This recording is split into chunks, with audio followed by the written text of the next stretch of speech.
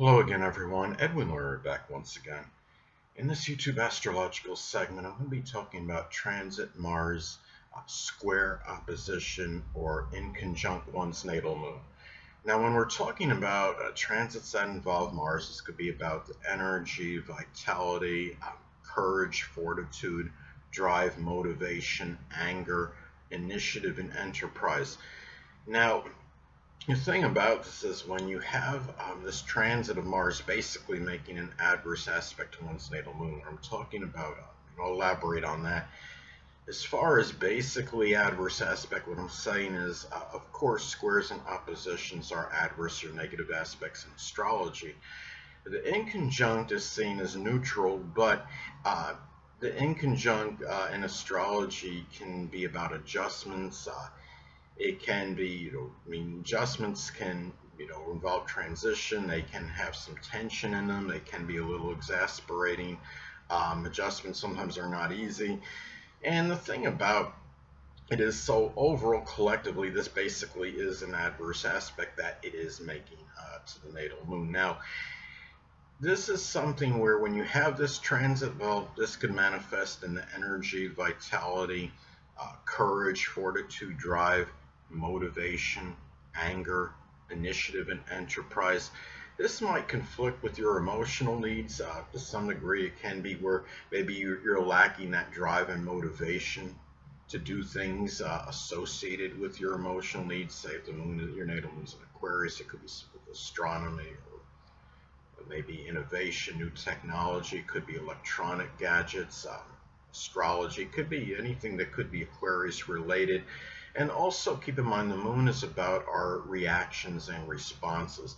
Sometimes this may be expressed in maybe anger, more acrimonious responses that are a little over the top, where it's a little bit stronger than it needs to be, where it could be an over reaction that has anger and an acrimonious reaction to something that might be, more than what is necessary, an excessively angry reaction or response to something. It can be, this could be something too, where when you look at the moon as well, it's also connected with the mother. It can be where the situation with the mother, or even people prominent in your home life, your family, people you're close to home with. It could be a prominent female in your life scheme, might be a little bit more combative or contentious than usual. It might be that your actions, what you need to do and accomplish as far as actions need to be taken, may be conflicting with some things that are pertaining to your home life, your family. Um, can also be, keep in mind the moon is also connected with the unconscious and subconscious.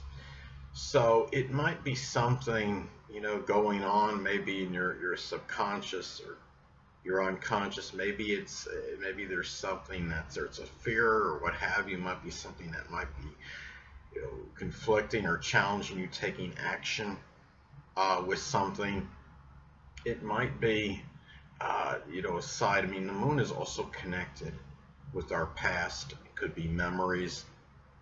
This might be a time where you might be maybe a little more acerbic about matters connected with the past. You might be a time where you may be lamenting over past hurts. They could have been physical injuries. Mars is connected with physical injuries. It could have been losing actual physical confrontation in some isolated cases. You might be lamenting or ruminating over this. Keep in mind, the transits of Mars are not excessively long. They are longer than transits of the moon, of course, as an example. The transits of the moon last about 10 hours on average. They are very exceptionally quick. But the transit of Mars lasts a little bit longer, and if it goes retrograde, then you may be having it even longer. So these transits can be of certain significance. And the thing about this as well, now anatomically, the moon is connected with the chest, the breast, the stomach, and it could also involve water retention as well.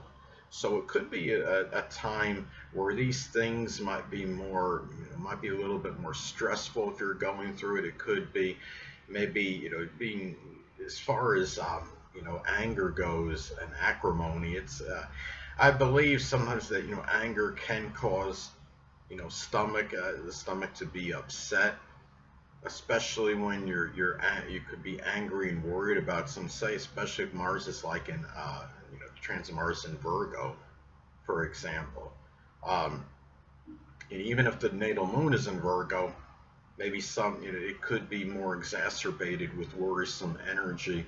And it's important just to, be careful as far as eating, and trying not to eat if you're too upset, whether it's emotionally, or you're agitated about something or somebody, or something has irritated you. Um, it can also be a time too when you look at, the moon is also connected with sensitivity. So it could be others' actions, whether it's abrasive or rude, cutting you off when you're driving. Say if the third house or Gemini is involved, it can be where you might become more sensitive to those issues more so than usual at this time. And the moon is also about caring and nurturing.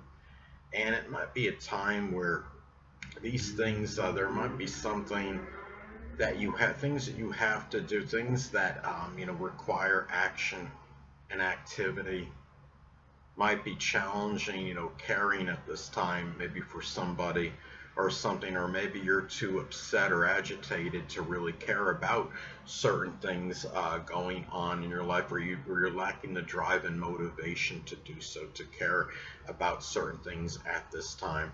So, anyway, well, another way that this transit may manifest, it could be, in some cases, it might be where you're not necessarily motivated to do things that are associated with your emotions, like I was stating, reiterating what I was stating previously. I want to give an example that, let's say, if the natal moon is in Virgo, it could be, things where you don't feel like compartmentalizing, you don't have the drive or motivation to do so, compiling or allocating data, analysis. It could be extrapolating numbers. For example, say if the natal moon is in Virgo in the fifth house, it could be extrapolating, sports data, projecting stats for, the next game or whatever it might be. Uh, you could be a situation too where the situation again with the, might be more contentious with the mother, a family member, someone you feel close to home, with a prominent woman in your life scheme.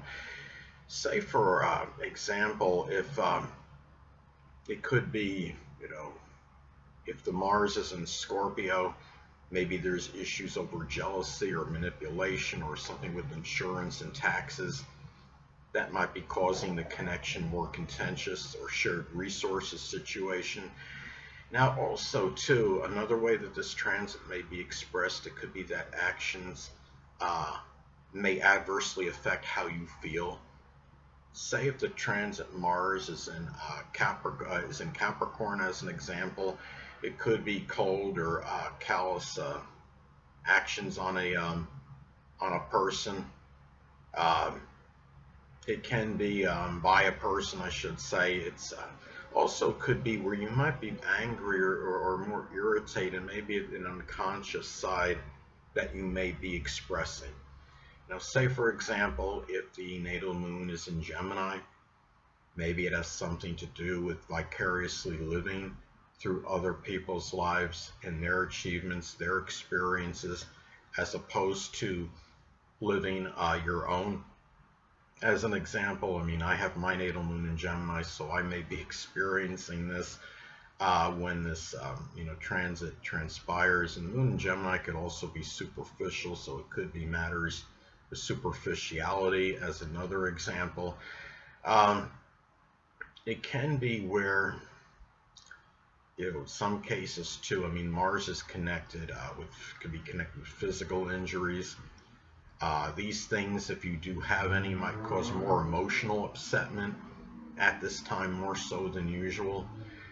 Say, for example, if the natal moon is in Leo, it might be causing very loud, boisterous emotions. Hold on a moment, people.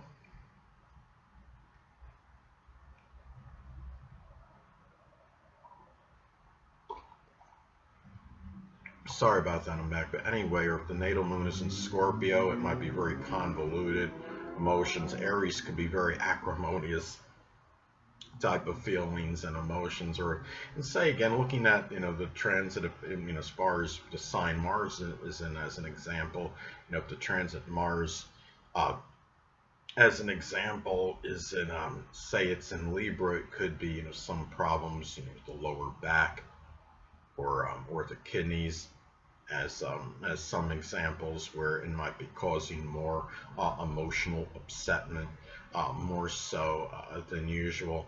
So, and it's also really important. I close with saying being very prudent and careful how you respond to things at this time, where it's not overly impulsive. Mars could be very impulsive and impetuous, angry energy as well, which could, sometimes it could lead to volatile reactions and responses. So, and try to think before acting during this transit.